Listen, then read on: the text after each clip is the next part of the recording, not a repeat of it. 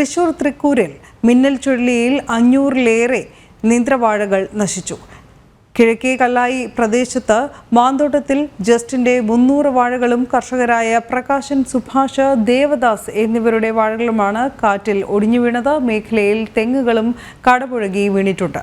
കഴിഞ്ഞ ദിവസം രാത്രി 10 മണിയോടെയാണ് സംഭവം. 8 മാസം പ്രായമായ കുലച്ച വാഴകളാണ് നശിച്ചത്. ഓണവിപണി ലക്ഷ്യമാക്കി കൃഷി ചെയ്ത വാഴകൾ നശിച്ചതോടെ കർഷകർക്ക് ലക്ഷങ്ങളുടെ നഷ്ടമാണ് സംഭവിച്ചത്.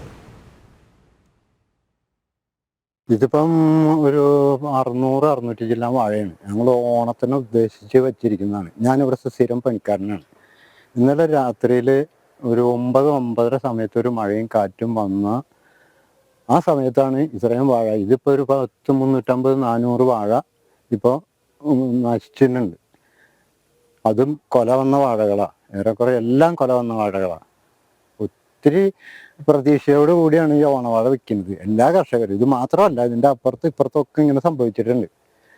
ഇതിപ്പം ഇതിൻ്റെ ഓണർ ഇപ്പോൾ എന്തോ ഒരു ആവശ്യത്തിന് പോയിരിക്കുകയാണ്. ഞാനിവിടുത്തെ പണിക്കാരനാണ്.